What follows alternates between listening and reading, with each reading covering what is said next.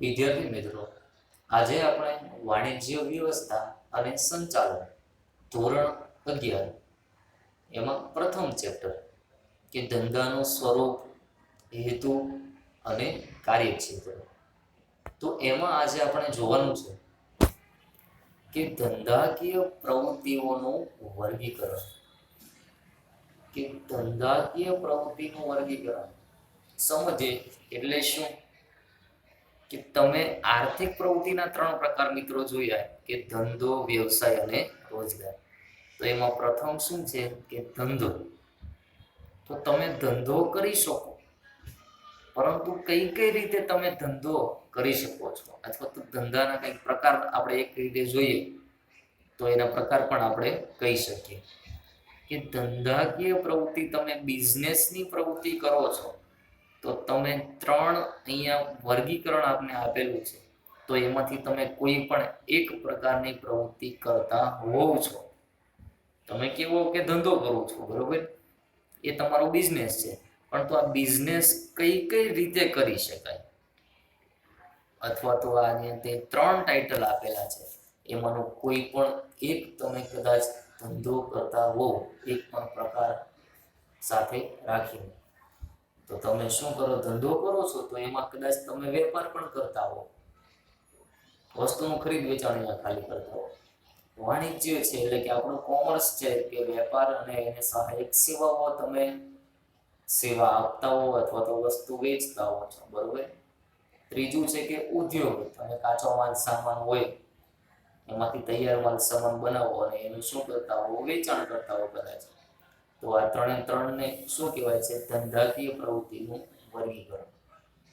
એટલે કે ધંધો તમે કદાચ આ 3 માંથી કોઈ એક કરતા હો, બરોબર. તો પ્રથમ જોઈએ આપણે કે ધંધાકીય પ્રવૃત્તિનું વર્ગીકરણ. એમાં આપણે પ્રથમ કીધું છે કે વેપાર, અથવા તો ઇંગ્લિશમાં એને શું કહેવાય છે? ટ્રેડ. તો જોઈએ એનો અર્થ સમજીએ. સરસ મજાની વ્યાખ્યા આપણે કીધેલી છે કે નફાના હેતુથી બે વ્યક્તિઓ વચ્ચે વસ્તુ કે સેવાના બદલામાં વસ્તુ કે સેવાનો અથવા નાણાંના બદલામાં વસ્તુ કે સેવાનો વિનિમય એટલે વેપાર. કે નફાના હેતુથી, ભાઈ ધંધો કરતા હોય તો એક જ હેતુ હોય છે કે નફાનો. એટલે કે આપણે ધંધાકીય પ્રવૃત્તિનું વર્ગીકરણ જોઈએ છે એટલે કે નફાના હેતુથી બે વ્યક્તિઓ વચ્ચે, એટલે કે ગ્રાહક અને બીજો શું અહીંયા આવે છે? વેપારી, વસ્તુ વેચનાર અને વસ્તુ ખરીદનાર. કે બે વ્યક્તિઓ વચ્ચે વસ્તુ કે સેવાના બદલામાં વસ્તુ આપો અથવા તો સેવા આપો, તો એના બદલામાં તમે પ્રાપ્ત શું કરો છો? વસ્તુ કદાચ મેળવી શકતા હો અને સેવાય મેળવી શકતા હો, અથવા તો નાણાંના બદલામાં, એટલે કે રૂપિયા લ્યો અને સેવા આપો અથવા તો વસ્તુ આપો. તો આવો વિનિમય તમે કરો તો એને શું કહેવાય છે? વેપાર. સાદી ભાષામાં જોઈએ કે એટલે કે ખરીદ વેચાણની પ્રવૃત્તિ થતી હોય તો એને શું કહેવાય? વેપાર કહેવાય. કે તમે ગ્રાહક પાસેથી રૂપિયા લ્યો, બરોબર, નાણાં લ્યો અને બદલામાં એને તમે વસ્તુ વેચો અથવા તો પોતાની સેવા પૂરી પાડતા હો, તો આવો વિનિમય કરવામાં આવે. વિનિમય એક શબ્દ આપણે આવેલો છે. વિનિમય એટલે શું થાય? આપલે, બરોબર. એક પ્રકારનું ટ્રાન્ઝેક્શન, કે તમારી મારી વચ્ચેનો થયેલો એક પ્રકારનો વ્યવહાર. જેમ કે કોઈ સ્ટેશનરીની દુકાન ચલાવતો હોય કોઈ વ્યક્તિ, તો એ શું કરે છે? વેપાર કરે છે એવું કહેવાય. એક્ઝામ્પલ પણ આપેલું છે આપણે એ કે દુકાનદાર પાસેથી પુસ્તકો ખરીદો એટલે કે પુસ્તકની ખરીદી સામે તમે શું ચૂકવો છો? નાણાં ચૂકવો છો. કંઈ મફતમાં એ પુસ્તક આપતો નથી. એક સાઈડ તમે રૂપિયા ચૂકવો છો અને બદલામાં તમને પુસ્તક મળે છે, તો વિનિમય થયો કે રૂપિયા ગયા અને પુસ્તક આવ્યું, બરોબર. તો આને શું કહેવાય છે? વેપાર. પછી કીધું છે કે તમે બસની ટિકિટ ખરીદી, બસમાં મુસાફરી કરો છો અને બદલામાં તમે શું કરો છો? કે સેવાનો વિનિમય અહીંયા કરો છો. એટલે કે ટિકિટના રૂપિયા તમે ચૂકવો તો બદલામાં તમને બસમાં મુસાફરી કરવાની સેવા મળે છે. કઈ બસની માલિકી મળતી નથી, કે એક સ્ટેશનથી બીજા સ્ટેશને જવા માટેની એક ફી નક્કી કરવામાં આવેલી છે, ટિકિટનો ભાવ, બરોબર. તો એ એટલી રૂપિયા તમે ચૂકવો તો તમને થોડા સમય માટે બસમાં મુસાફરી કરવાની એક સેવા મળે છે, વસ્તુ મળતી નથી, બરોબર. તો હવે અહીંયા વેપારની વ્યાખ્યા જોઈ, ખાલી એક જ લીટી છે એ જ યાદ રાખવાનું, બરોબર, ફર્સ્ટ. બાકી તો આપણે એક્સ્ટ્રા માહિતી આપેલી છે. હવે એની સરસ મજાની લાક્ષણિકતાઓ પણ કીધી છે કે શોર્ટમાં જુદી જુદી લાક્ષણિકતાઓ જોઈએ આપણે. કે નંબર 1 કે છે કે વેપાર એ આર્થિક પ્રવૃત્તિ છે, બરોબર. આપણે આર્થિક પ્રવૃત્તિના પ્રકારો જોયા અને એમાં હતું કે પ્રથમ ધંધો, અને હવે આપણે ધંધાકીય પ્રવૃત્તિનું વર્ગીકરણ જોઈએ છે. તો આપણે આમ જોઈએ તો એક રીતે વેપાર પણ એ શું છે, આર્થિક પ્રવૃત્તિ જ છે ને, કઈ સામાજિક પ્રવૃત્તિ નથી. સામાજિક હોય તો ભાઈ ખાલી સેવા જ અહીંયા થાય, રૂપિયા મળે નહીં. પણ તો વેપારમાં આપણે શું કરીએ છીએ કે વસ્તુ વેચીએ અને બદલામાં રૂપિયા મેળવીએ છીએ, એટલે કે આર્થિક પ્રવૃત્તિ ગણાય. આર્થિક પ્રવૃત્તિ એટલે શું, કે રૂપિયા કમાવા માટેની પ્રવૃત્તિ જે કરતા હોઈએ, બરોબર, એ આર્થિક પ્રવૃત્તિ સાદી ભાષામાં આપણે કહી શકીએ. વેપારમાં બે પક્ષકારો હોય, ડેફિનેશનમાં મેં તમને સમજાવેલું કે ખરીદનાર અને વેચનાર. સ્ટેશનરીનો દુકાનદાર છે એ વસ્તુ વેચનાર છે, અને આપણે પુસ્તક ખરીદવા જઈએ તો આપણે શું થઈએ, ખરીદનાર ગણાઈએ. પછી કીધું કે વેપાર માટે વિનિમય અનિવાર્ય છે. સ્ટેશનરીની દુકાને જઈ અને હું વધો પાડીને ઊભો રહું, અને સામે પણ એનો સ્ટેશનરીનો માલિક હોય ખુરશી ઉપર આરામથી બેઠો રહે, કોઈ પણ પ્રકારનો વિનિમય વ્યવહાર ન થાય તો એને વેપાર કહી શકાય નહીં. હું દુકાનદાર પાસે પુસ્તક માંગુ અને એ પોતાની દુકાનમાંથી પુસ્તક મને આપે તો મારે સામે રૂપિયા દેવા પડે, અને જો પુસ્તકના બદલામાં હું એને રૂપિયા ચૂકવું તો જ એ શું ગણાય છે, વેપાર ગણાય.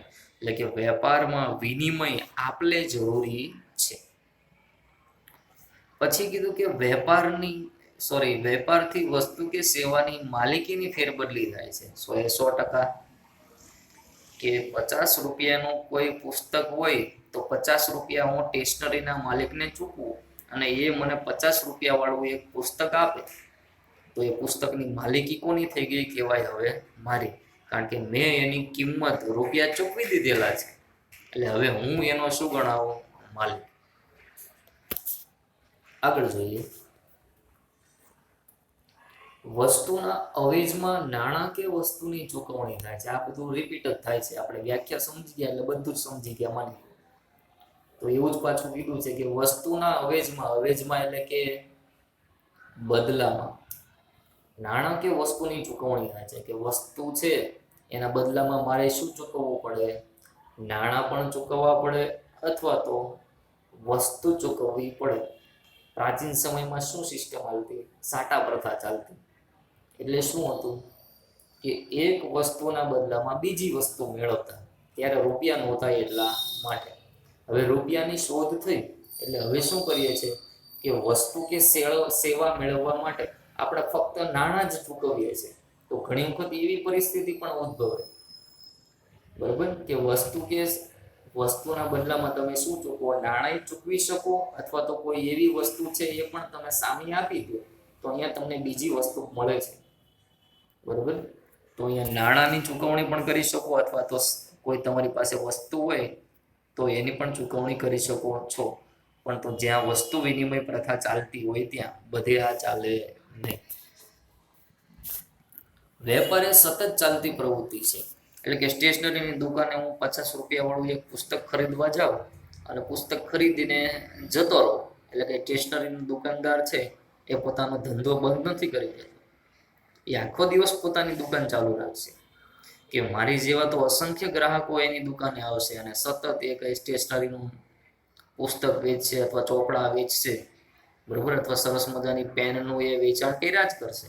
કાંઈ ખાલી એક પુસ્તક મારા માટે રાખીને બેઠેલો નહોતો, બરોબર.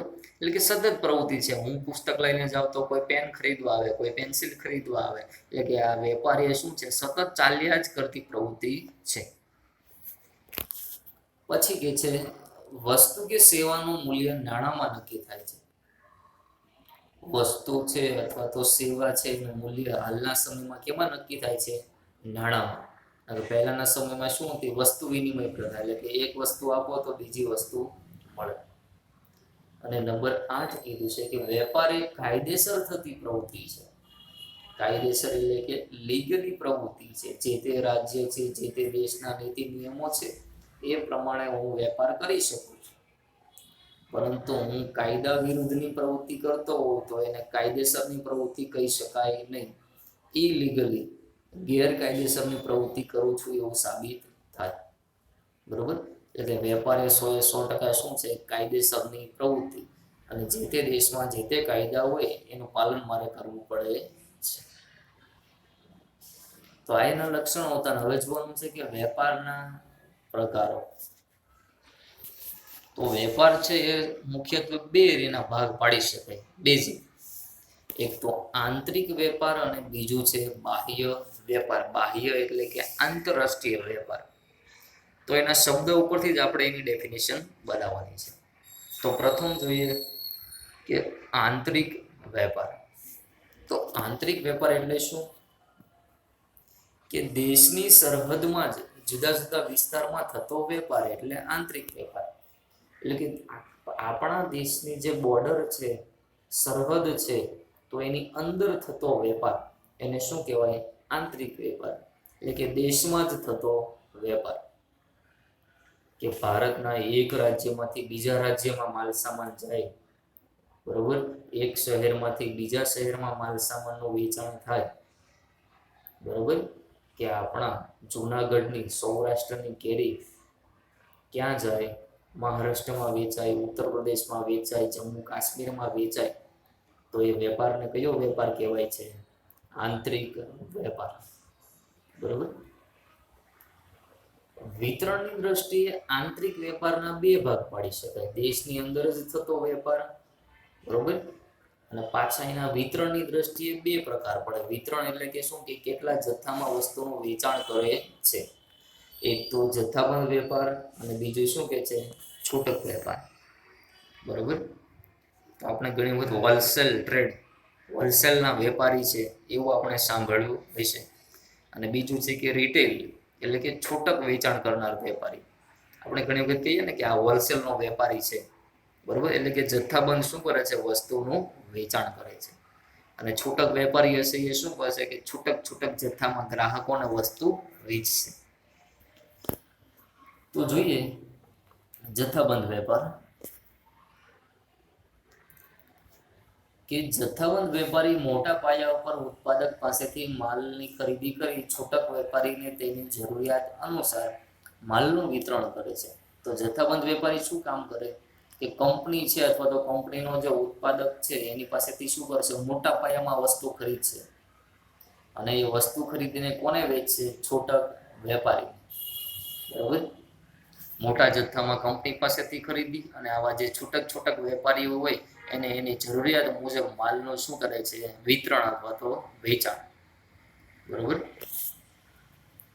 એટલે જથ્થાબંધ વેપારી માલના ઉત્પાદક અને છૂટક વેપારી વચ્ચેની કડી છે. કઈ રીતે? તો ઉપર શું આવે કે ઉત્પાદક, બરોબર? એની પાસેથી મોટા જથ્થામાં માલ કોણ ખરીદે? આપણો જથ્થાબંધ વેપારી છે તે. અને જથ્થાબંધ વેપારી કોને વેચાણ કરે છે? છૂટક વેપારી. બરોબર? એટલે કે છૂટક વેપારી ડાયરેક્ટ કંપની પાસેથી માલ ખરીદતો નથી. એ પેલા કોની પાસેથી ખરીદે છે? જથ્થાબંધ વેપારી પાસેથી. એટલે આપણે અહીંયા કીધું શું? કે જથ્થાબંધ વેપારી છે એ ઉત્પાદક અને છૂટક વેપારી વચ્ચેની શું છે? કડી. એટલે કે એક પ્રકારનો મધ્યસ્થી છે. પછી છૂટક વેપારમાં જથ્થાબંધ વેપારી પાસેથી છૂટક વેપારી માલ ખરીદે છે અને ગ્રાહકને તેમની જરૂરિયાત પ્રમાણે માલ પૂરો પાડે છે. તો અહીંયા છૂટક વેપારી શું કરે છે? કે ઉત્પાદક પાસેથી પહેલા એને માલ ખરીદી લીધો, પોતાની દુકાનમાં મૂકી દીધો, અને હવે એ શું કરશે? કે પોતાના જે ગ્રાહકો છે એ જેટલી જથ્થામાં વસ્તુ માંગે એટલા જથ્થામાં એનું શું કરે છે? છૂટક વેચાણ. કે એક ગ્રાહક આવે એને એક પુસ્તક આપે, બીજો ગ્રાહક આવે તો જેટલી વસ્તુ માંગે કે 5 પુસ્તકો જોઈએ છે તો એને 5 પુસ્તકોનું વેચાણ કરશે. કોઈ વ્યક્તિ 2 પેન લેવા આવે તો એને સરસ મજાની 2 પેનનું શું કરશે? વેચાણ. બરોબર. એટલે કે છૂટક વેપારી છે એટલે છૂટક જથ્થામાં શું કરે છે? વસ્તુનું વેચાણ અને ગ્રાહકને માલ સામાન પૂરો પાડે છે. તો હવે મુખ્ય પ્રકાર નંબર 2 કીધો છે કે આંતરરાષ્ટ્રીય વેપાર. તો નામ ઉપરથી જ આપણે ડેફિનેશન બનાવી શકીએ. આંતરરાષ્ટ્રીય એટલે કે દેશની સરહદની બહાર થતો વેપાર. એટલે કે કોઈ પણ 2 દેશો વચ્ચે થતા વેપારને શું કહેવાય છે? આંતરરાષ્ટ્રીય વેપાર, અથવા તો એને શું કહેવાય? વિદેશ વેપાર, અથવા તો ઇન્ટરનેશનલ ટ્રેડ. કે ભારત અને અમેરિકા વચ્ચે થતો વેપાર, અમેરિકા અને ભારત વચ્ચે થતો વેપાર, જાપાન અને ભારત વચ્ચે થતો વેપાર, ભારત અને પાકિસ્તાન વચ્ચે થતો વ્યવહાર અથવા તો વેપાર. બરોબર. કે જાપાનની જુદી જુદી વસ્તુઓ છે, ટેલિફોન છે, મોબાઈલ ફોન છે, એ ભારતમાં વેચાણ થતા હોય તો ભારત અને જાપાન વચ્ચે વિદેશ વેપાર થયો છે એવું કહેવાય. અથવા તો ભારતમાંની કેસર કેરી અમેરિકામાં મોકલવામાં આવે તો કહી શકાય કે ભારત અને અમેરિકા વચ્ચે વિદેશ વેપાર થયો છે. એટલે કે દેશની સરહદની બહાર વસ્તુ વેચાતી હોય તો એને શું કહેવાય છે? આંતરરાષ્ટ્રીય વેપાર. તો આંતરરાષ્ટ્રીય વેપારમાં આયાત વેપાર, નિકાસ અને પુનઃ નિકાસનો સમાવેશ થાય છે. એટલે કે વિદેશમાંથી વસ્તુ મંગાવો તો એને આયાત કહેવાય. આપણા દેશની કેસર કેરી અમેરિકા મોકલો તો એને નિકાસ કહેવાય. અને પુનઃ નિકાસ, તો આ એક થોડોક શબ્દ જાણવા જેવો કે પુનઃ નિકાસ એટલે શું? કે માનો કે કોઈ વસ્તુ ભારતમાં બનાવવી છે પણ એનો કાચો માલ સામાન ભારતમાં ન મળતો હોય. બરોબર. તો આપણે એનો કાચો માલ સામાન માનો કે અમેરિકામાંથી ભારત મંગાવ્યો. બરોબર. એક પ્રકારનું કેમિકલ હોય અથવા તો નાની એવી મશીનરી હોય જે વસ્તુ બનાવવામાં ઉપયોગ થતી હોય, તો એ અમેરિકાથી આપણે ભારતમાં મંગાવીએ તો એને શું કહેવાય? આયાત કરી કહેવાય. બરોબર. તો એ કાચો માલ સામાન અમેરિકાથી આવ્યો અને ભારતમાં કોઈ વસ્તુ ઉપર પ્રક્રિયા કરો, એ નાની એવી મશીનરીનો ઉપયોગ કરો, કેમિકલનો ઉપયોગ કરો અને કોઈ તૈયાર વસ્તુ સરસ મજાની બનાવો અને એ જ વસ્તુની પાછી તમે અમેરિકા નિકાસ કરો તો એને શું કહેવાય? પુનઃ નિકાસ. બરોબર. આયાત કરેલી વસ્તુ ઉપર પ્રક્રિયા કરીને પાછી જ એની તમે શું કરો? નિકાસ કરો અમેરિકા, વસ્તુ વેચી નાખો અમેરિકામાં. બરોબર. સમજણું ટાઈટલ? હવે જોઈએ કે વાણિજ્ય. અને હવે આપણું જે તમે ફિલ્ડ પસંદ કર્યું છે કે કોમર્સ, બરોબર, હવે એનો આપણે અભ્યાસ કરવાનો છે. કોમર્સ એટલે શું છે?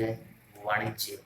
જ્યારે આપણો પ્રથમ વિડીયો હતો ત્યારે મેં તમને જોયું હતું કે તમે કોમર્સ એટલે કે વાણિજ્યમાં એડમિશન લીધું છે.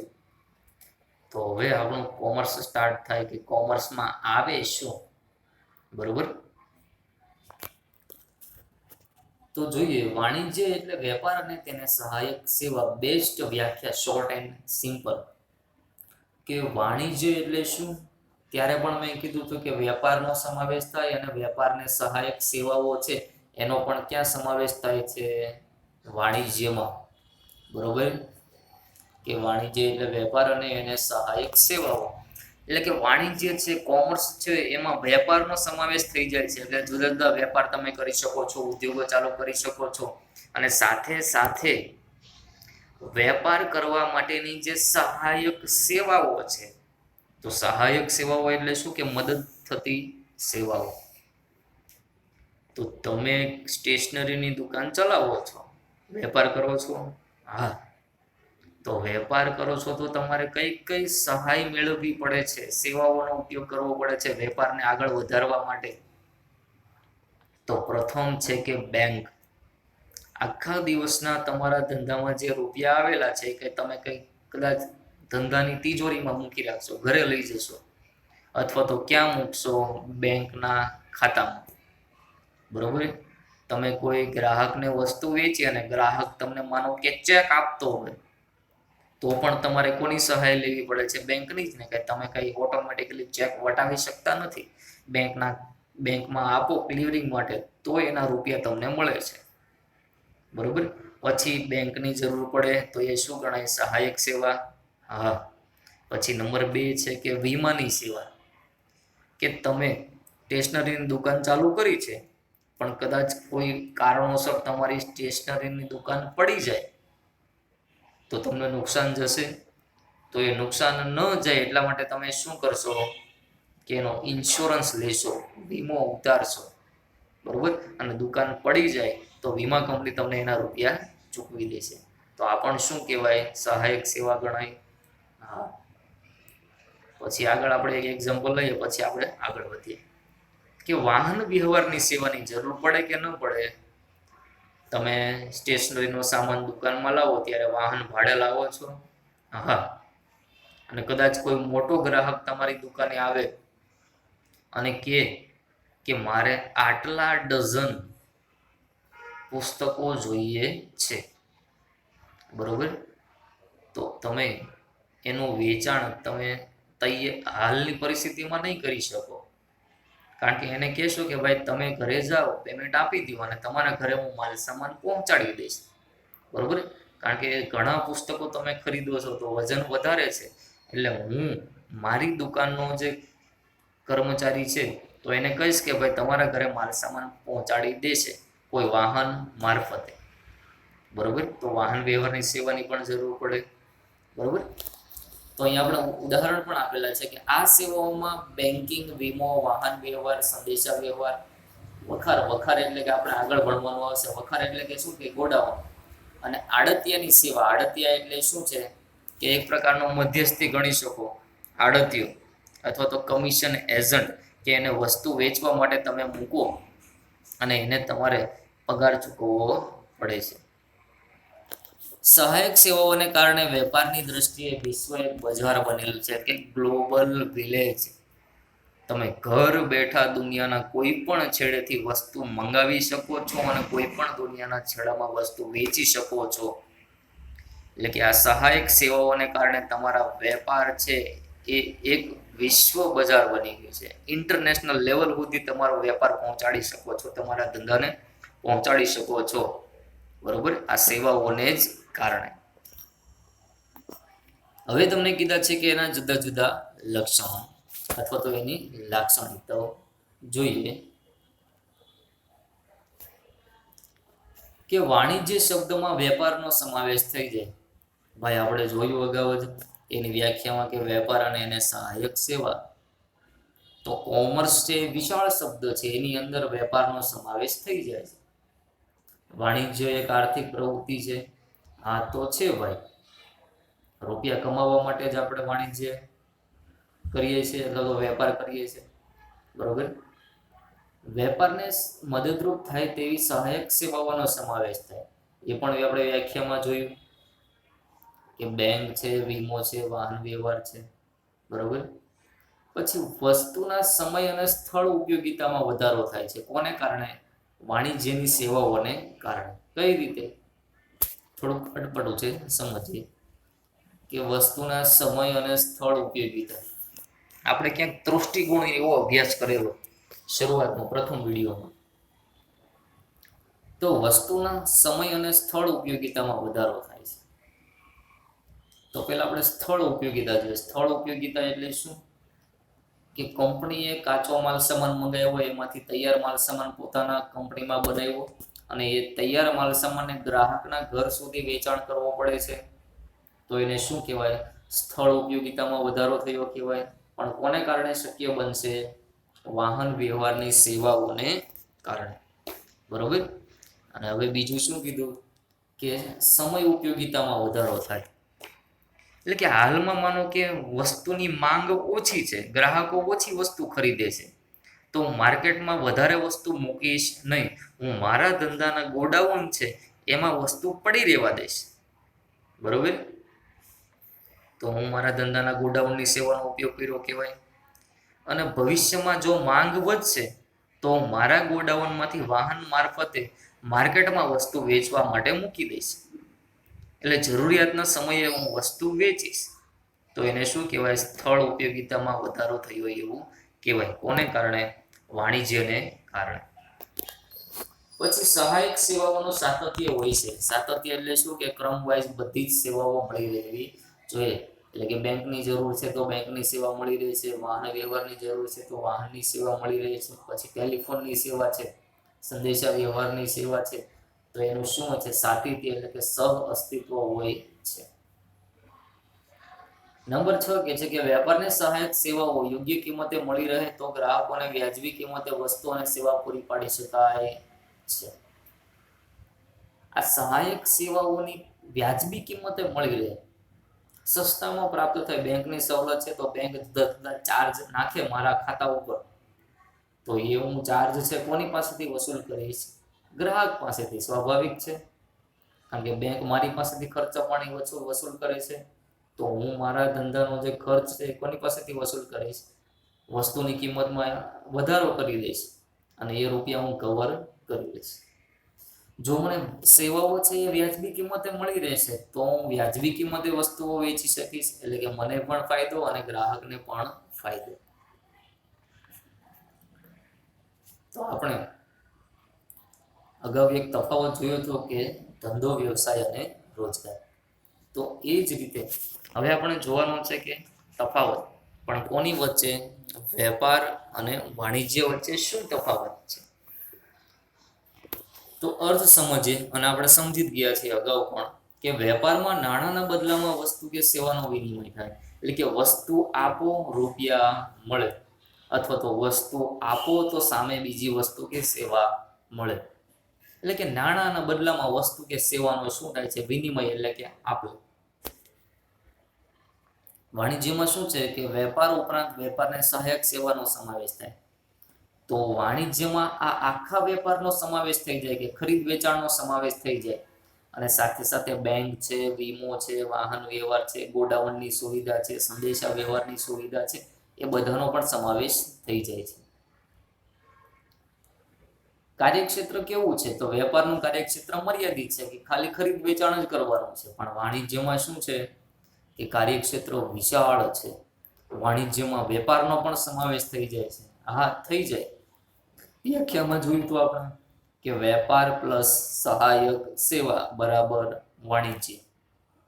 બરોબર, તો વેપાર આવી ગયું, સાથે તો આમાં સહાયક સેવાઓ પણ છે. એટલે વેપારનું કાર્યક્ષેત્ર કેવું છે?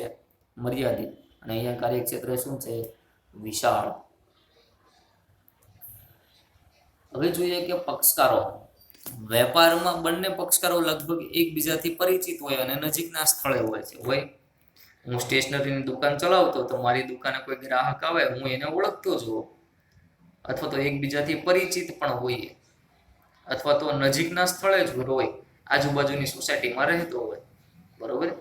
પરંતુ વાણિજ્યમાં બંને પક્ષકારો દૂરના સ્થળે અને અપરિચિત હોય છે. કારણ કે વાણિજ્યમાં હું ઇન્ટરનેટની સેવાનો ઉપયોગ કરી અને વિદેશમાં માલ સામાન વેચું, તો વિદેશમાં કયો ગ્રાહક છે એણે મારી વસ્તુ ખરીદી એ હું ઓળખી શકતો નથી. બરોબર. ઇન્ટરનેટના માધ્યમથી, ફોનના માધ્યમથી, સંદેશા વ્યવહારથી કદાચ અમે સંપર્ક કરી શકીએ, પણ એને વ્યક્તિગત એનો પરિચય થતો નથી. છતાં સહાયક સેવાઓ મેળવી શકે છે, દૂરના સ્થળે હોય તો પણ, અપરિચિત હોય તો પણ. બરોબર.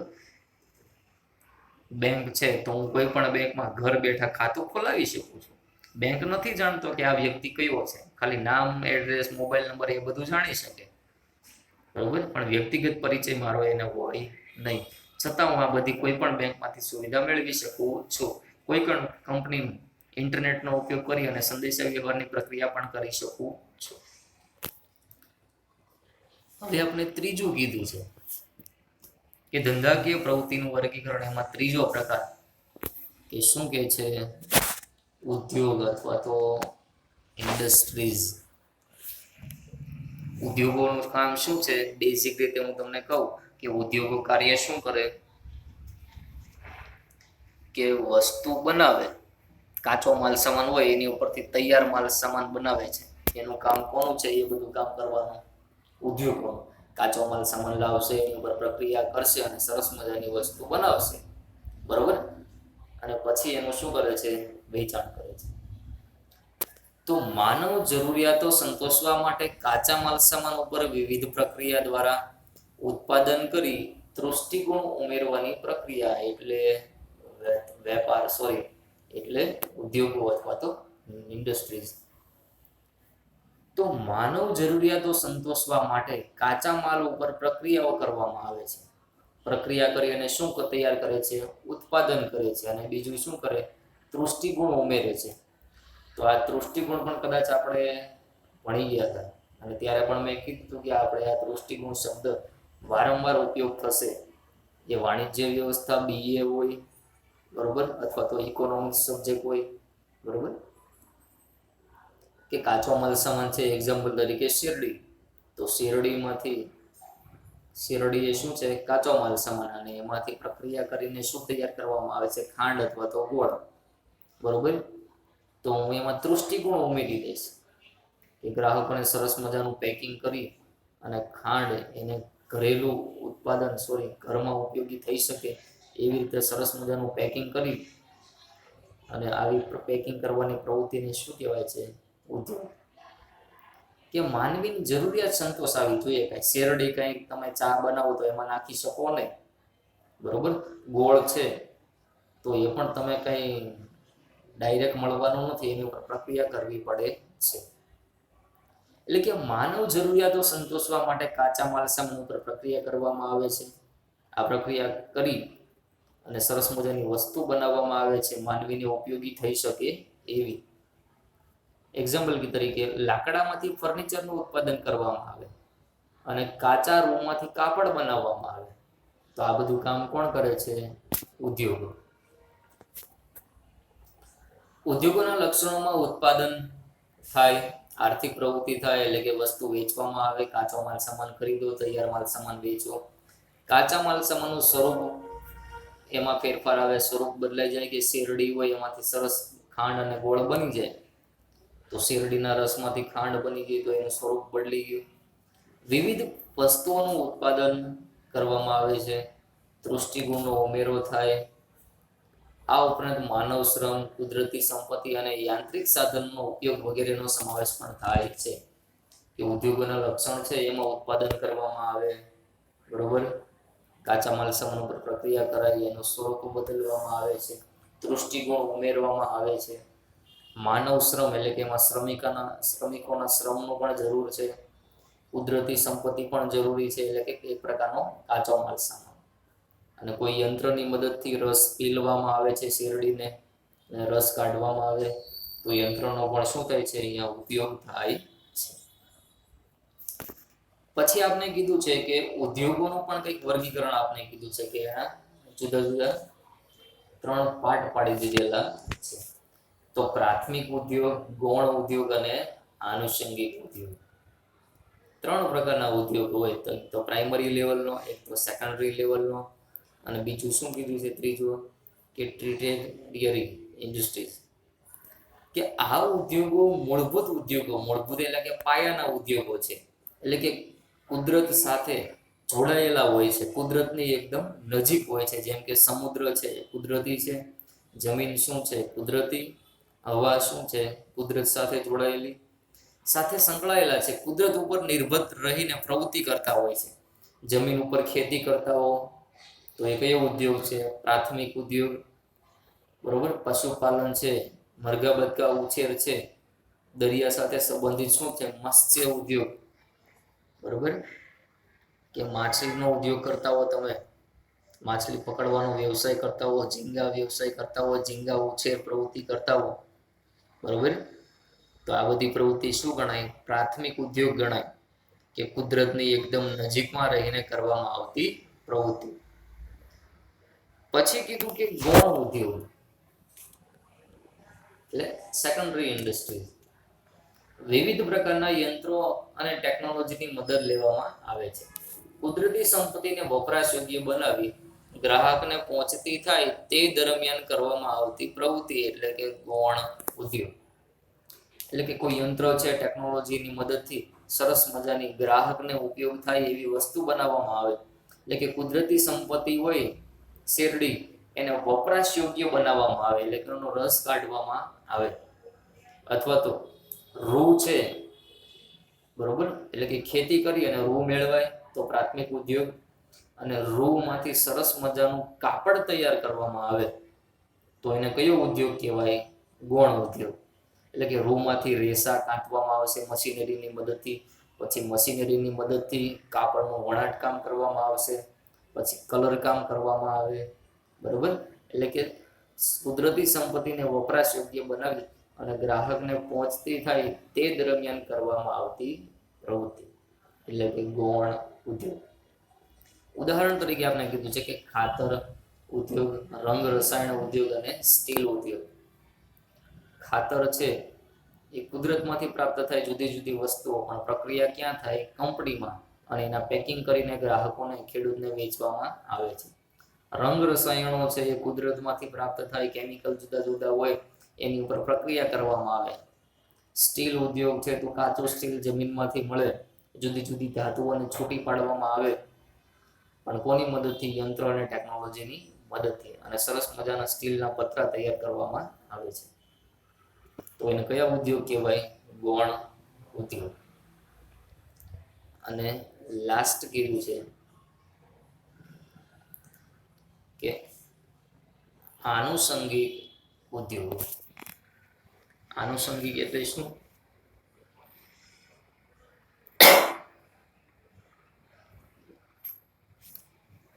કે આનુષંગિક ઉદ્યોગો કે વિશાળ ક્ષેત્ર ધરાવે છે. કોણ? આનુષંગિક ઉદ્યોગો. એટલે કે એક પ્રકારના મુખ્ય ઉદ્યોગો ગણી શકીએ કે પ્રાથમિક અને ગૌણ ઉદ્યોગોને સહાય અને સેવા પૂરી પાડવા ઉપરાંત ગ્રાહકોની વધુ નજીક હોય છે. એટલે કે પ્રાથમિક ઉદ્યોગો હોય એના માટે પણ ઉપયોગી છે, ગૌણ ઉદ્યોગ માટે પણ ઉપયોગી સહાયક સેવાઓ પૂરી પાડે છે, બરોબર. તો એને કયો ઉદ્યોગ કહેવાય? આનુષંગિક અથવા તો મુખ્ય ઉદ્યોગ. પ્રાથમિક ઉદ્યોગ અને ગૌણ ઉદ્યોગ દ્વારા જે પેદાશો મેળવવામાં આવે છે તેના ઉપર હજી એક પ્રક્રિયા કરવામાં આવે અને ગ્રાહક માટે વસ્તુઓને વધુ વપરાશ યોગ્ય બનાવે છે. દાખલા તરીકે ડેરી ઉદ્યોગ છે, ઠંડા પીણાનો ઉદ્યોગ છે, બેકરી ઉદ્યોગ છે.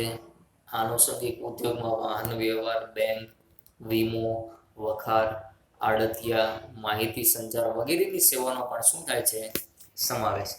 તો એક સરસ મજાનું ઉદાહરણ જોઈએ એટલે આપણે બધું જ ખ્યાલ આવી જાય કે પ્રાથમિક ઉદ્યોગ કોને કહેવાય, ગૌણ ઉદ્યોગ કોને કહેવાય અને આનુષંગિક ઉદ્યોગો કોને કહેવાય, બરોબર. તો આપણે ખેડૂત છે એ ખેતી દ્વારા શું મેળવે છે? કપાસનું ઉત્પાદન કરે અને રૂ મેળવે. પછી ખેડૂત રૂનું વેચાણ કોને કરશે? પ્રાથમિક ઉદ્યોગોને. તો પ્રાથમિક ઉદ્યોગ છે એ શું કરશે કે એની ઉપર પ્રક્રિયા કરશે, યંત્ર ટેકનોલોજીની મદદથી, અને સરસ મજાનું કાપડ તૈયાર કરશે, બરોબર. અને કાપડ તૈયાર કરીને એ કોને વેચશે? કદાચ ગ્રાહકોને પણ વેચે અને આનુષંગિક ઉદ્યોગોને પણ વેચે. તો આનુષંગિક ઉદ્યોગ શું કરશે? એની ઉપરથી સરસ મજાની કાપડ ઉપર ડિઝાઇન બનાવશે, કલર કામ કરશે કદાચ, બરોબર. અથવા તો એ જ કાપડમાંથી સરસ મજાના તૈયાર કપડાઓ બનાવશે અને આ તૈયાર કપડાનું વેચાણ કરશે. તો તૈયાર કપડાં બનાવ્યા તો એને કયો ઉદ્યોગ કહેવાય? આનુષંગિક ઉદ્યોગ. એટલે કે ગ્રાહકને સરળતાથી વસ્તુ મળી શકે, સરળતાથી એનો ઉપયોગ કરી શકે. કાપડને કંઈ ઓઢીને ફરી તો શકાતું નથી, પણ કાપડમાંથી વસ્ત્રો તૈયાર કરી અને એને પહેરી શકાય છે. એટલે કે સરળતા શું રહે કે વસ્ત્રો બનાવેલા હોય તો માનવીને સરળતાથી એનો ઉપયોગ કરતા ફાવે, અથવા તો ઉપયોગ કેવો રહે? સારો, તૃષ્ટિગુણ ભળ્યો રહે. ખેતી દ્વારા ધાન્ય એટલે કે ઘઉંનું ઉત્પાદન કરવામાં આવે તો કયો ઉદ્યોગ ગણાય? પ્રાથમિક ઉદ્યોગ. ઘઉંમાંથી લોટ બનાવવામાં આવે, આટો અથવા તો મેંદો તૈયાર કરી અને એને પેકિંગ કરાય તો એ ઉદ્યોગ કયો છે? ગૌણ ઉદ્યોગ. અને મેંદામાંથી બ્રેડ, પાઉં, બિસ્કિટ વગેરેનું ઉત્પાદન કરવામાં આવે તો એને કયો ઉદ્યોગ કહેવાય છે? આનુષંગિક ઉદ્યોગ. એટલે ખ્યાલ આવી ગયો ત્રણે ત્રણ કે પ્રાથમિક એટલે શું કે કુદરત સાથે જોડાયેલો છે. પછી શું કીધું છે કે ગૌણ ઉદ્યોગ. ગૌણ એટલે શું કે યંત્ર ટેકનોલોજીનો ઉપયોગ કરો, વસ્તુને થોડી વપરાશ યોગ્ય બનાવો. અને આનુષંગિક ઉદ્યોગો શું છે કે પ્રાથમિક અને ગૌણ ઉદ્યોગની વસ્તુઓ ઉપર હજી એક પ્રક્રિયા કરી અને ગ્રાહકો સરળતાથી ઉપયોગ કરી શકે, એટલે કે વધુ વપરાશ યોગ્ય એને બનાવે છે, બરાબર. તો અહીંયા આપણો આ ફર્સ્ટ ચેપ્ટર શું થાય છે, કમ્પ્લીટ થાય છે. Thank you.